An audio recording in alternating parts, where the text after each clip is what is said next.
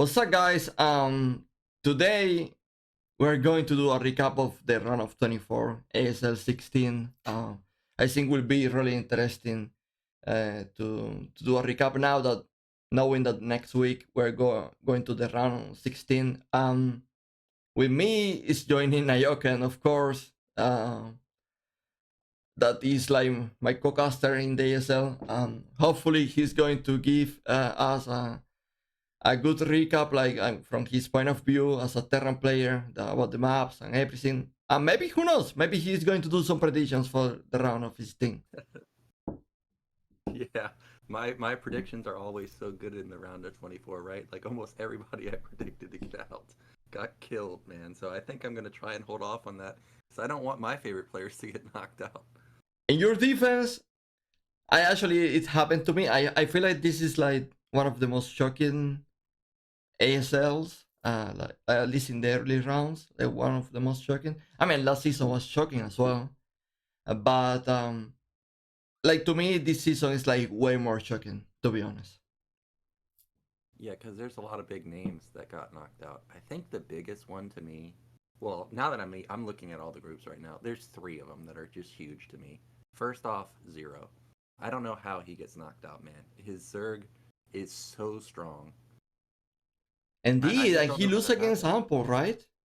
Yeah, like these Terran timings, like in those games, actually, if you remember, Zero went like 3 hatch mass muta.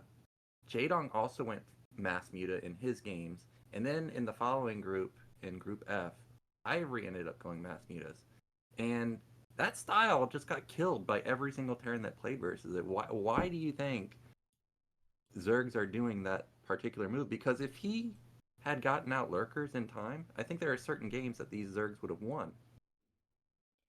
Uh, yeah, that is a good question. Like, I to this day I don't really understand why he took the decision of like, because when you're like as a third player, when you are in a position that you can take like 3 early bases and you have so much resources and gas, like you can do all, like pretty much all the basic tech. You can like, you can commit to do that because like there is so many resources, and on top of that you can also like do mass mutas. So I didn't really like, maybe he was like overconfident that he was like I like he was overconfident that maybe like he was about to win the game, maybe.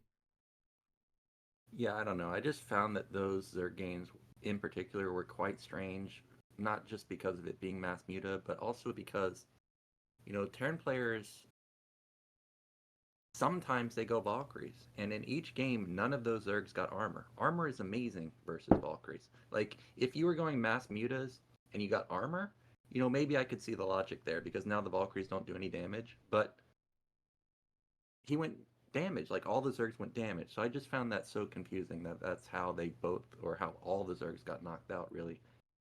Do you feel like him playing Ample, like, do you think like he underestimated the strength of Ample? That could be it because was it Ample that went 5 racks? I think it was, right? Yeah, yeah, on And Apocalypse. yeah, so maybe he thought, okay, if it's a 4 racks, I can stop it. But it was a 5 racks, and that could have been the case that he just wasn't expecting there to be as many Marines as there were. I mean, that could be the only logic to me because now that I'm thinking about it, Zero did open with 2 hatch initially, and then I was talking about it being 2 hatch and how playing 5 racks into 2 hatch is quite difficult. But as the mid game progressed, Zero did get 3 hatches in mass meta, so that could definitely be the case. Because when Ample moved out, I mean, his army was massive. He had like 3 groups in the center of the map all the time. It was crazy how much stuff he had. Yeah. Um, but I feel like in that game, like Ample actually like, I'm talking the last game on retro. Ample was actually like he didn't like, he was that he wasn't so aggressive. Like he was like stuck in his, like in his side of the map for a long time. Like he gives so much time to Zero. Uh, I don't know. That was like, yeah, for sure. Like it was a shocking group to me. Like of course, Jadon got eliminated as well. So it was for sure like a shocking group. Like for example, like I honestly didn't expect Jadon to be out in that group, especially because I have seen like so many Jadon games, uh, and many sponsor games, and like to me he was like training good, like like having decent results. Yeah, for sure he was still dropping games to the big names, but like to me this group was like supposed to be one group that Jadon like he should have advanced.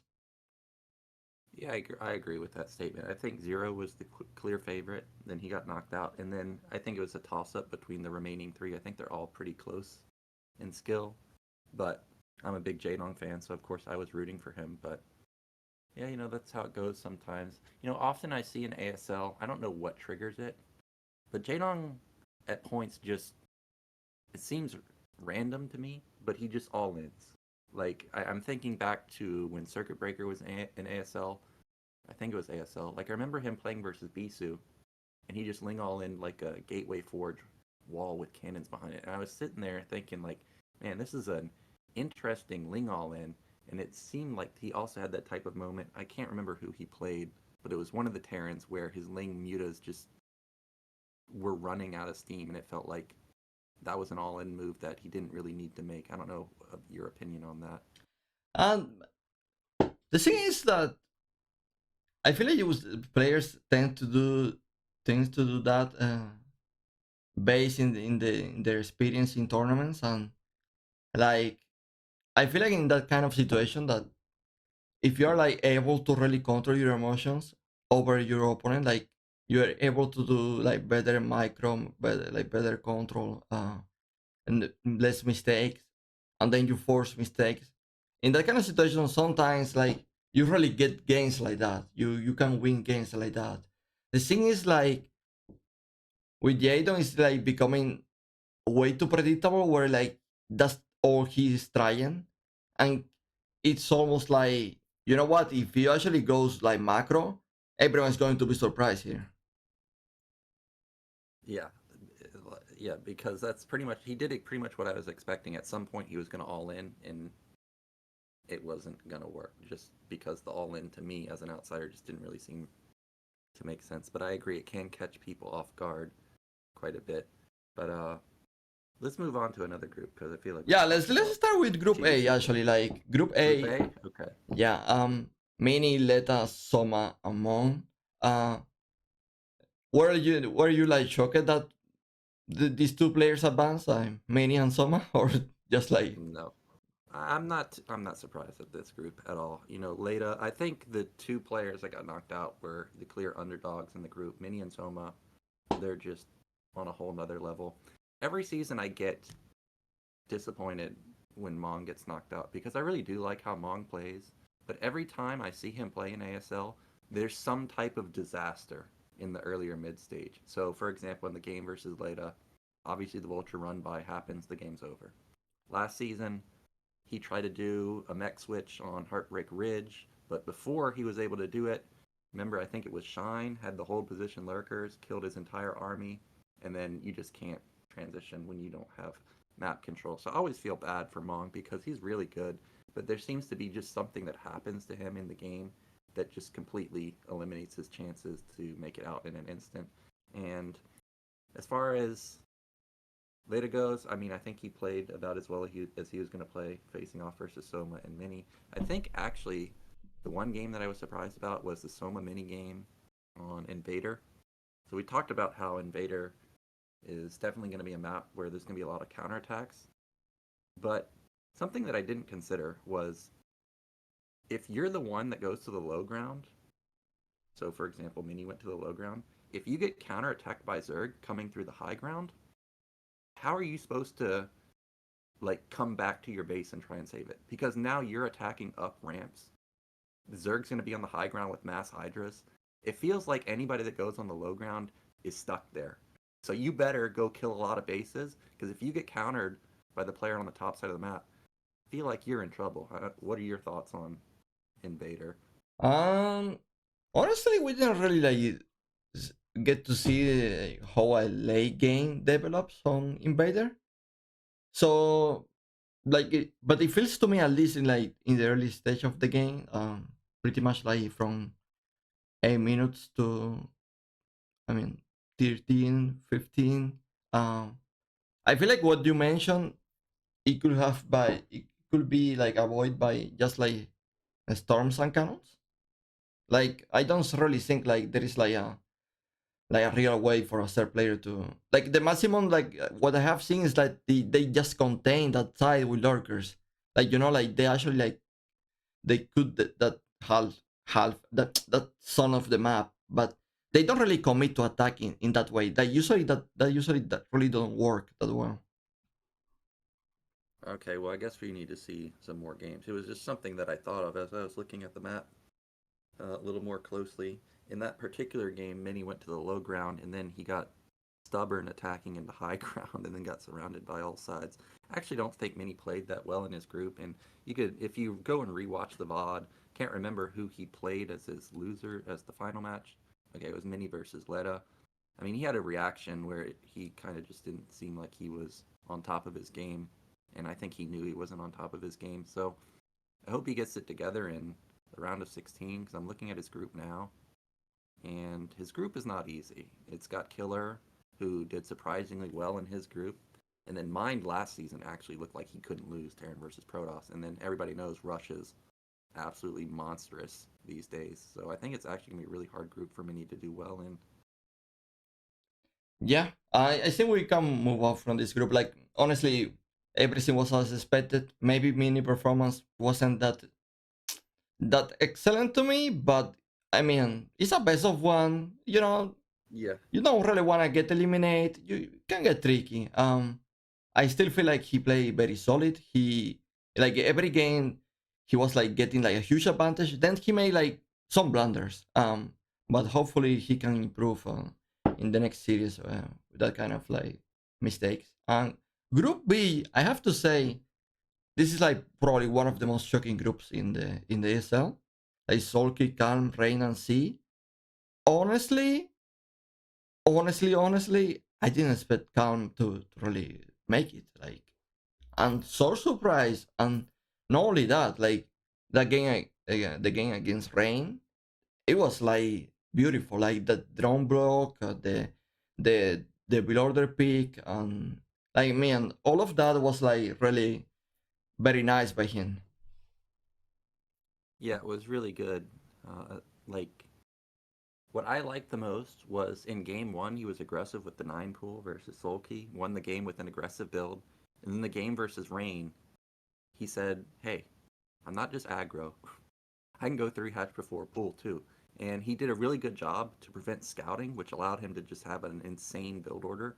So I think Calm could actually do well this season because it's going to be hard to prepare versus him versus someone who's willing to go for crazy build orders. And it was also a 2 player map where he went 3 hatch before pool. To me, that's nuts. That you're that confident that the probe's not going to get in and that this is the build you've planned. So I think going into the round of 16, even though um, it's basically an all Zerg group in Group A, I think the Zerg players need to be careful versus Calm because he could come up with interesting builds in the round of 16. But if I'm not mistaken, next round is going to be. I mean, the first set is like best of one, and then we move to best of three. Is that so? Yeah, I think that's what it is. Okay, so the first like set is going to be super important. Like, if you actually sneak like a win like that, that could be that could be really good for him. Yeah, that would be amazing for him. I think JYJ proved last season that his Terran versus Zerg is incredibly powerful. So if he can sneak the win versus JYJ, we already know that Calm's got the killer instinct in ZBZ. He will just 9 pool you if he thinks you're going to 12 hatch. And of course, he'll mix in crazy builds too. So, there could be a real chance that he makes it out. What is your take in Sulky performance? Um, if we think back to the Sulky games that we saw, Sulky kind of just build order loss versus calm. I think you can forgive him for that. The games versus C, I think Sulky played pretty decently, and then Sulky, the last game versus Rain, can't remember exactly the econ or how the mid game was, but I think I remember it actually being a decent position for Rain, but unfortunately the cannons just weren't up in time.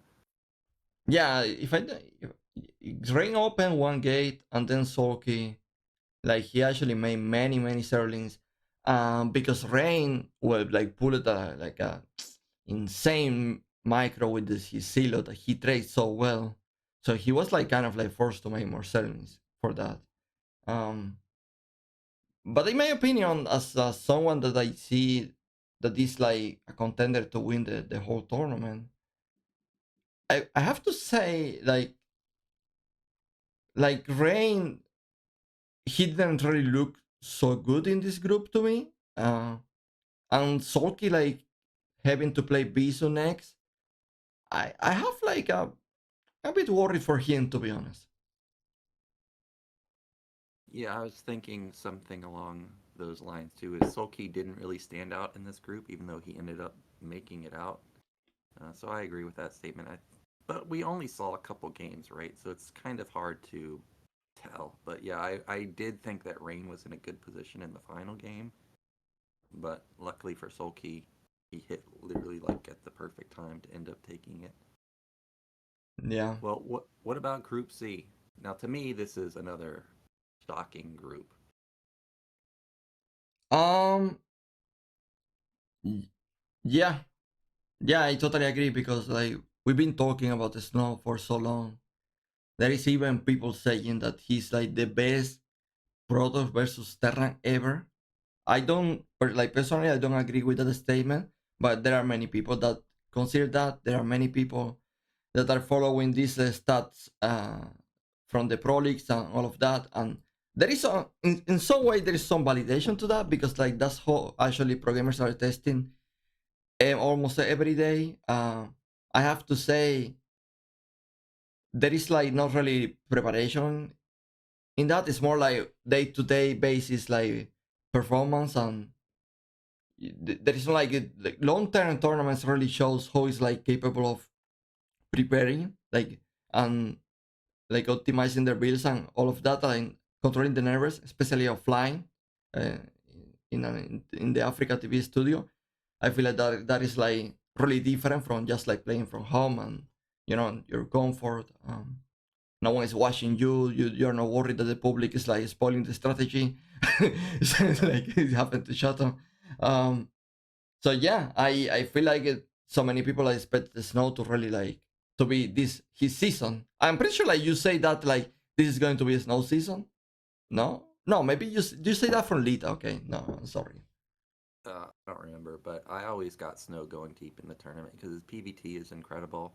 Anybody that can control Reavers just by default have to be good in Protoss versus Protoss. When I saw this group, I'm like, okay, Snow's got solid PVT. He's at least got a 50-50 shot versus Royal.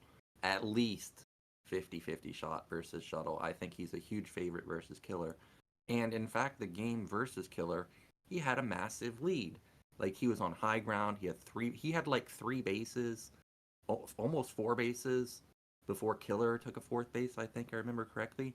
But what happened is Snow moved his units, and at the same time, Mutas come in through the top and kill all his Templars. And as soon as that happened, also Hydras came in a couple seconds later, and that army that moved forward, they were out of position. So it was like a combination of things that just turned into a disaster. One, losing all your Templars. Two, losing his army. And three, he had just built a fourth Nexus, which could have been, more units or more anything else. And it just all fell apart. Like, I was very sad about that game because I think Snow, if he wins that game and then goes up versus Shuttle, I think Snow makes it out in first place. Um, yeah, for sure. Like if he actually like, I to be honest with you, I don't remember like that many mistakes from Snow on Apocalypse, apart from what you mentioned that about the Mutas and the move he did. And I'm really surprised because Snow is the kind of player that tends to do like that Archons or like have like good muta defense. I remember a game he played against Jadon that he didn't like build any coursers or anything, or maybe he built one. I don't remember exactly, but he had like a High Templar like close to the Nexus or the Yeah. Assimilator. I don't remember, and he just like got all the mutas to with the Storm, and that was amazing. So I'm honestly surprised that it has to be like one of these games that he actually just underestimate Killer in some way. Yeah, it was a bit unfortunate for him. Like I definitely had I have him going very far every single season. I just think he's top of the top in terms of Protoss. But I do want to talk about Royal here because he made it out in second, and I think his game versus Snow just shows you how strong this guy is. Like he picked apart the best Protoss versus Terran player right now, in my opinion, and it was not close. Like he was harassing every base. He was defending all of his bases. He like never had an unfavorable trade. He had vultures all over the map. He was dropping with tanks. This guy's multitask was absolutely crazy. And at the same time, even though there were no recalls into his base, he had, the double or triple shuttle bomb into his base a couple times by Snow, and he was still able to easily kill that. So I think Royal, out of all the players that I saw play in the round of 16, I think, or round of 24, I think he was the most impressive to me. And it's not just because I'm Terran biased, but it was just like his multitask and macro. I thought was really top notch there. I think the only one that I could say equally impressed me was Sharp because his multitask and comeback versus Ample on Invader was amazing, and his Terran versus Zerg looked pretty good too. But overall, Royal, I think, is looking like he could be a contender again for ASL 16.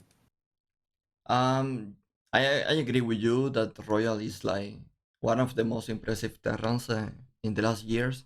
Um, like what really impressed me from Royal is that he's so creative with the build orders. He's so he made so many innovations with the walls. Like most of the like the interesting walls coming these days is coming from Royal. And then everyone's like copying that.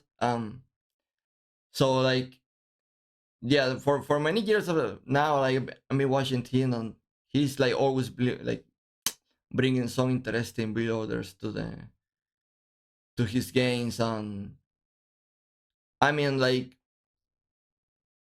obviously he's like I don't think he's like super impressive with the speed in the game. Like he doesn't have like that crazy APM, but he has like a very solid multitasking.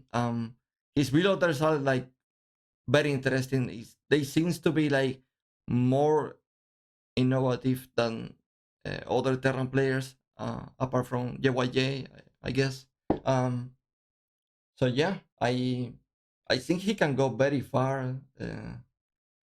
As long as like I remember last season, his group wasn't like super strong, but he just like he didn't really perform at all.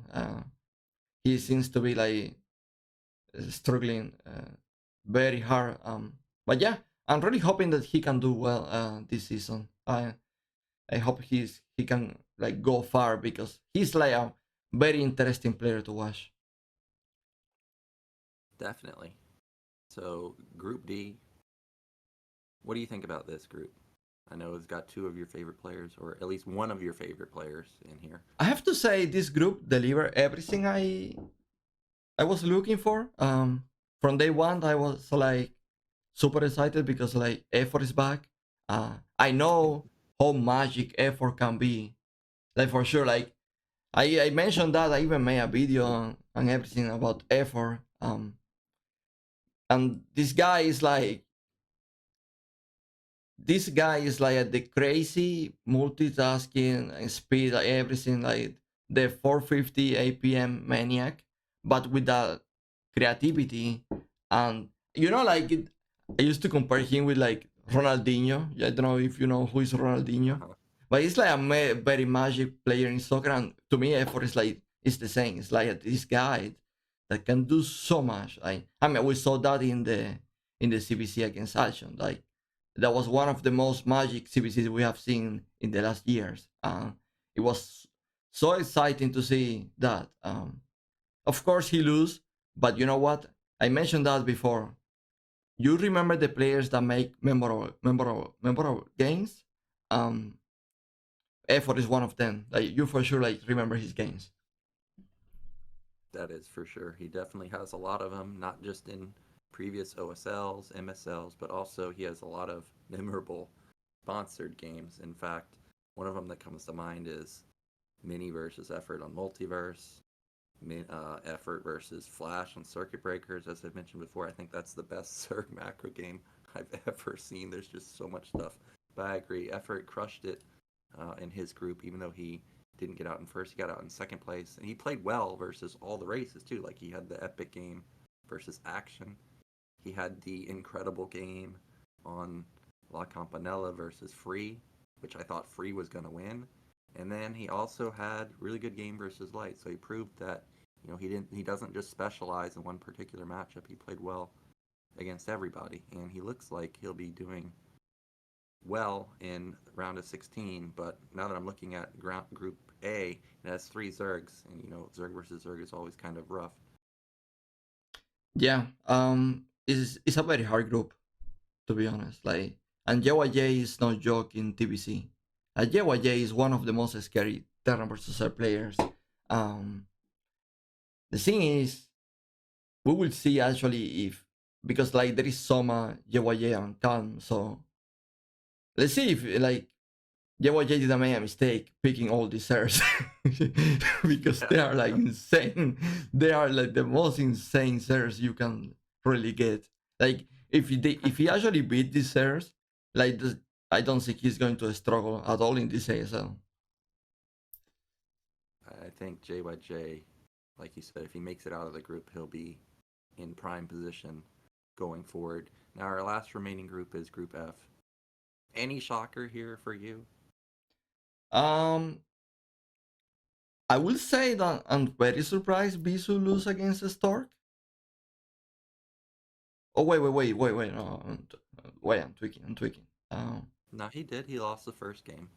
Oh yeah, that's true because then he played Ivory. Um, I'm very shocked he lose against Stork, and I'm more shocked with the build he did in the last game. I can't believe that actually worked. Like, I no rivers, no the Templars, like nothing, just like pure gateways and dragoons and few zealots, and he just like Yeah. he destroyed Stork like that. I honestly like think you can play more basic than that. You almost feel like you can do that as a Protoss player. Yeah, well, to be fair to Stork, that game, Bisu had like one of the fastest Nexus I've ever seen in a PvP, other than 12 Nexus, of course. Like, he took it off of what, like 2 Goons and a Zealot? It was ridiculously fast, and by the time Stork scouted it, it was already done. It's like, well, what do you do at this point? I think Stork didn't really have like a good decision because he also built a Nexus himself, but then he continued to attack at the same time. I'm not a Protoss player here, but it felt kind of like an awkward timing to go for. We knew that Bisu in his main, I think, went for a 5-gate afterwards as a follow-up. Like there wasn't like any tech. I don't remember. I don't think there was Reavers or anything No, like there that. was no tech. Yeah, so if Stork had known that and just tried to play out of it instead of attacking with his tech upgrade, maybe we could have had an epic game. But of course, he obviously didn't have that information. Yeah, for sure. I want to mention. I want to talk about Rush for a bit here. I'm so impressed by that Rush game against Stork. That is one of the most beautiful Terran versus Protoss I have seen. Uh, yeah, for sure. Like it was so impressive to see like Rush like performing that high level of build order, and the multitasking he can pull again is so high. He is like able to be in so many places at the same time with the right actions and the good micro. And the way he uses drops as well. Not really like coming. You know, like sometimes Terrans go crazy, go drop like a madman, lose the shot, lose the draw chip, lose the vultures, and that's it. The Rush actually, like, he was so patient and used it in such a good way. Honestly, that was one of the most beautiful like Terran versus what I have seen for sure. Like the way he actually deal with carries, he made actually like carries look bad. And imagine like making carries look bad against Protoss. Like it's so rare to see. Yeah, and it was all set up by what that like 3 or 4 Marine move out where he killed like 5 probes with it. Like as soon as that happened, I knew exactly what Russia's gonna do because he's someone that knows all the timings. You know, even before the game started, you knew Stork was gonna go carriers. So I loved his scan timing where he had done damage to the probe line early. He scanned, he saw it was carriers. And the thing with the current meta with Terran is when you rush upgrades, you have this moment where you can or and they build 3 or 4 factories with it. There's this moment in the game where you scan and you can make a decision based on what you scanned, and he did exactly what you should do when you know you've dealt some economic damage and you see this guy powering to the highest tech unit in the game, which is you just flood factories and you just go kill them before they hit critical mass. So that's one of the strong points about Terran players these days is they know what to look for and how to exploit it, and he exploited it perfectly. And like you said, he was multitasking like a madman. And in fights, like as soon as he realized Protoss is backing over, there was no delay unsieging and moving forward. He was just pushing on ASAP and just really just blew up 2 bases in like 30 seconds. It was pretty crazy. Yeah, and I honestly like with that kind of like display he put. Obviously, people are going to say, well, it was against Stork, like, dude, Stork is actually doing well in Pro Leagues. Like, the guy is actually like winning many games. Like, he's consistent. I get that when the Stork actually like playing tournaments offline, he doesn't really look that strong. But like, I mean, like, yeah, the guy still can do well. Like, is what I mean. Stork is no joke. Like, you let the Stork to do his thing and he's killing you 100%. Yeah, that's for sure. You definitely can't let him get up to critical mass carriers because those things won't die. They're just it's just not going to happen. So we've run through all the groups. You want to talk about maps now? We've got a lot of different maps. Are there any maps that stood out to you for whatever reason, whether they're imbalanced, whether they're better than expected, or anything along those lines? um I have to say I'm not really a big fan of La Campanella. No. No, like it just felt like so weird to attack each other. It feels so weird to spend. I feel like it's one of these maps that I don't know. It's just like annoying to play. Like, it's like not really a fan of it. Like, and the mid that cross is like always like like blocking the attacks or like delaying it. Or I'm not really a fan of it, to be honest, Nyoken. Well, we didn't really get to see many games on here. What we saw light versus action, which ended in a counterattack. We saw effort versus free, which was quite epic, to be honest. And then we saw Leda versus Mong, which ended in a vulture run by. So I don't really know what to think of La Campanella yet. I think it can be interesting because every person could jump a worker behind their natural and go for like a fast third base if they wanted to get sneaky. I think that's cool about it. All the bases are close, right? Like you can get 3 bases really easy, and then with the back base you can get 4 bases pretty easily, and that gives you 4 base gas, which to me is just gonna have, or it's gonna mean that we're gonna have a lot of epic games similar to free versus effort, which went on for 40 minutes. Um, I don't know. I agree with your statement about the minerals in the middle of the map, but so far we haven't really seen anything that affected any of the games, in my opinion.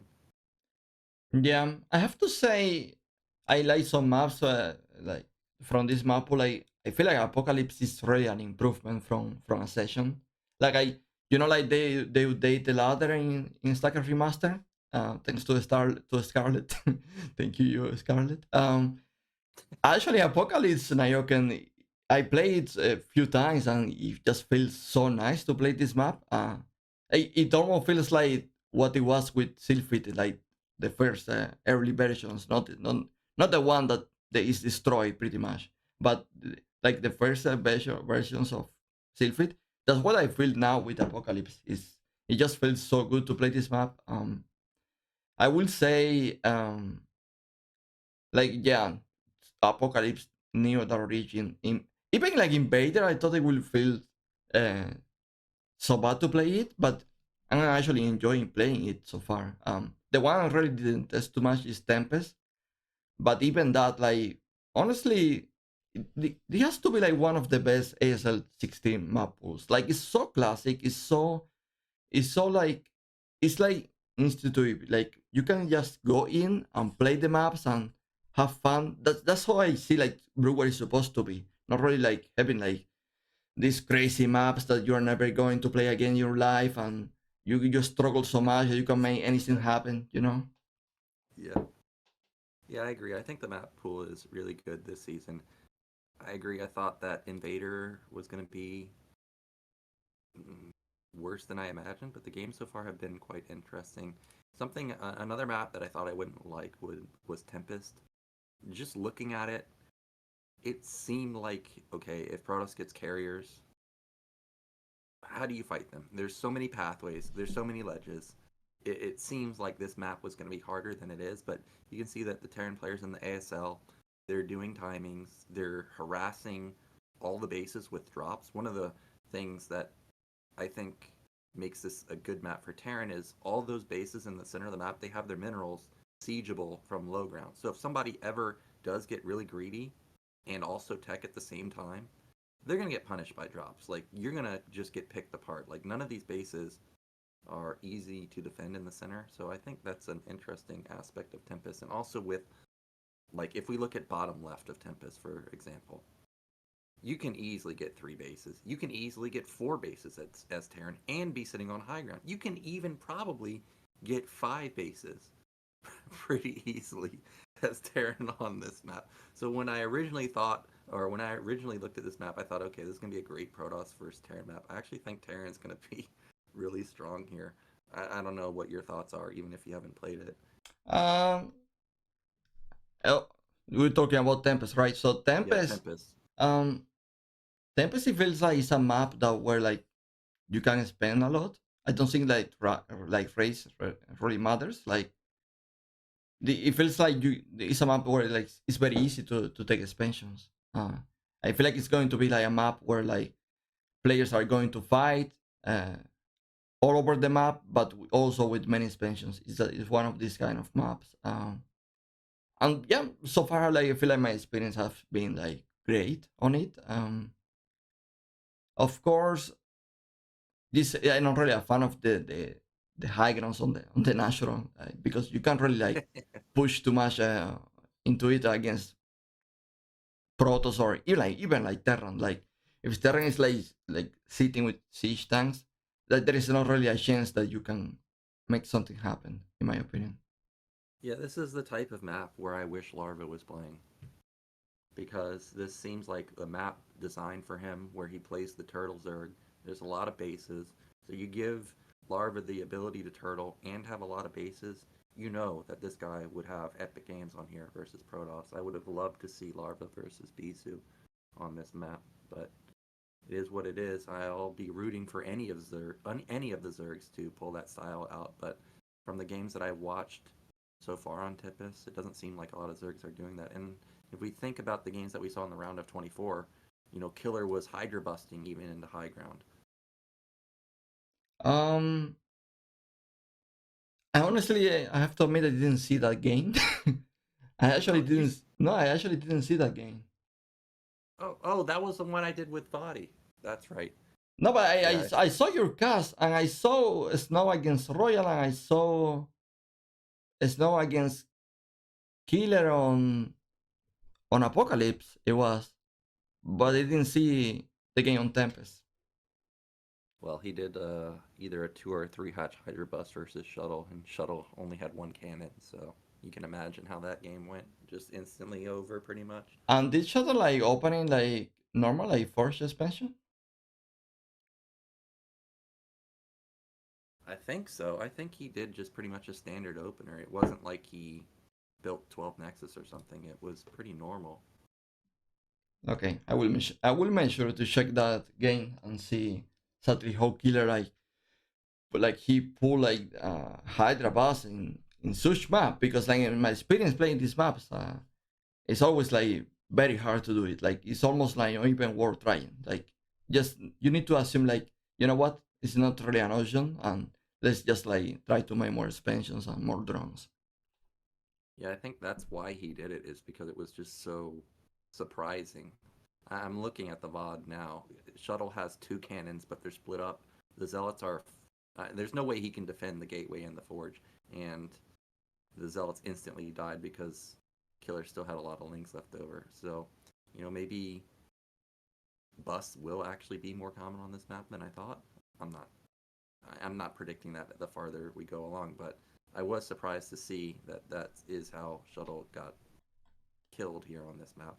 Okay, Um, Nyoken, I'm not going to tell you to do predictions on the groups or anything like that, but let me know at least at least your three favorite players, only three, okay, that can win this ASL.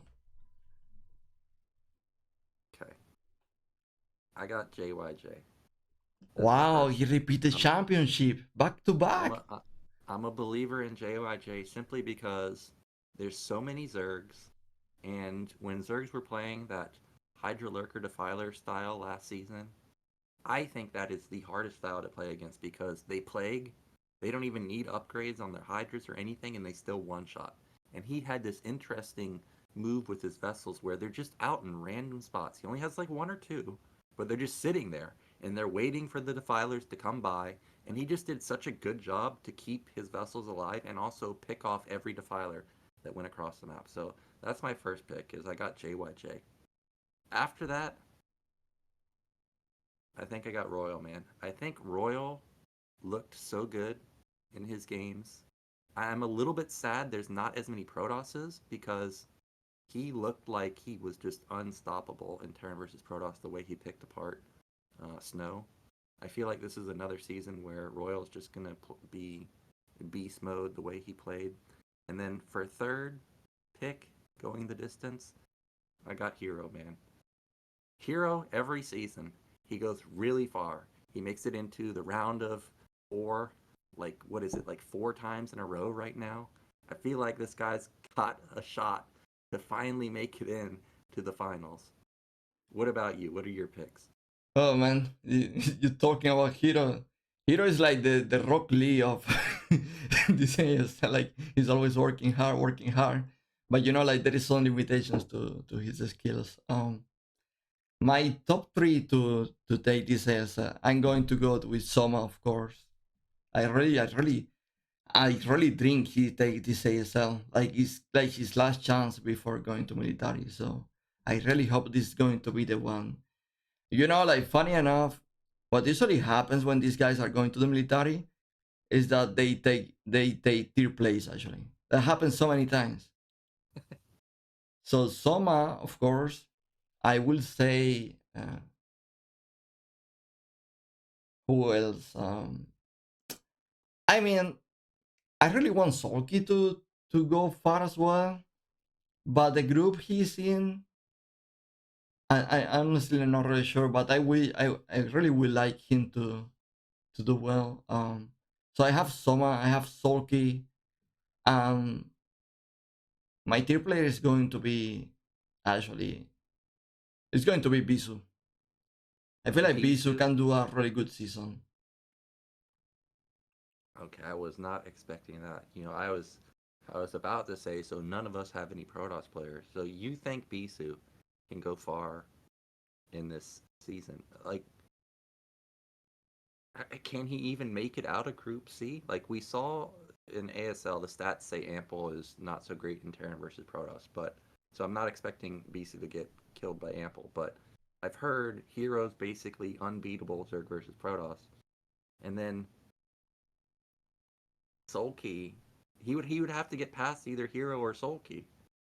Yeah, but the thing is, I feel like this group C is actually very good for Bisu. Like honestly, like he actually does very well against Tolkien PPC, and he actually like does well against Hero as well. Like yes, sometimes he drop games, but let me tell you something. There is not a single Zerg player that is happy to face Bisu. There is not a single one, That is Nyoken. true. Not a single one. This guy can be so freaking scary. This guy can keep you supply block for 3 minutes and then come with like 180 population and finish you. That is true, man. I just think it's going to be tough. Like, even if he makes it out of his group, the reason I didn't pick any Protoss players is, let's say Bisu makes it out, right? I'm just looking at the remaining Terrans, and I'm thinking to myself, what Terran can Bisu beat that's not in his group? JYJ knocked him out in ASL, I think, 2 seasons in a row. Mind looked unkillable last season. Rush is amazing Terran versus Protoss. We saw it versus Stork. Royal is amazing versus Protoss. We saw it versus Snow. I feel like the only chance that he has versus a Terran is Sharp, but that's just my opinion. I feel like actually Protoss players are kind of doomed this season unless Mini plays out of his mind. But I think the Terran players remaining are just so strong at all of the matchups. I feel like Bisu can beat the Rush, honestly. Um Okay. Obviously it's not going to be easy, but I think it's very possible Bisu can beat Rush. I see his chances against Royal as well. Even if Royal beat him often, I can see him like beating Royal. And of course, I mean we're really assuming that he's going to face only Terrans, but imagine he actually gets like action or like even like I don't know like A4 or Soma. I don't know like I can say like Bisu actually like beating any of these players. That is true. I'm just assuming some Terran players make it out, but even though I like the Terran players more, mm, like I like their chances versus Bisu. I'm not saying like Bisu has like a 10% chance, of course. I'm just saying that I think the Terrans have a slight advantage over him. But yeah, that is true because it's not even guaranteed that Terran players will make it out. Because if we look at Group A, that's a pretty hard group to get out of for JOIJ. Also, the Terran players, it's not easy to get out of there too, especially with Mini there. And then Group D, I wouldn't be surprised to see none of the Terran make it out because Best, he's well known for his PvT. Action, he always has surprisingly strong Zerg versus Terran. So, there is a high chance that not very many Terrans make it to the round of 8. That is true. Yeah, he can even like play PvP like next, like Bisu. Yeah, So I honestly like I can see like this being like a good season for Bisu. Because like the amount of series is crazy. And Bisu is that is his best matchup. So I'm actually like confident Bisu can do like a good season. Obviously in recent memories we have like he lose against Fantasy. So like yeah. But Fantasy in my opinion was in great shape. Like Fantasy was like in like close to any of these Terrans or like in my opinion like better than some of them. So yeah, like you never know honestly. yeah, that is true.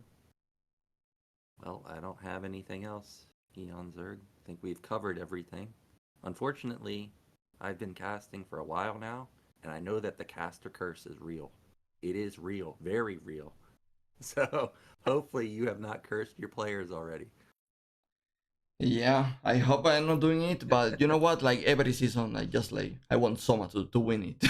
That is no secret. Like every season, like go come on Soma, you are going to get this. And he saw honestly he was so close. I remember one ASL final like, he played against Queen, and he was like with a good build order, good scouting, everything to beat Queen, and then they had to like regain. And like Regain? yeah, they actually regained the last game, and then he lose next. That's a tilter. I Yeah. think I've only had like to regame once in my entire Brood War career. That was it. Just one time. Okay. So guys, this is it for the ASL Run of 24 recap. I hope you enjoy it. Thanks, Nyoken, for being here. I know it's not easy for you, so thank you, thank you. Yep, thanks. See ya.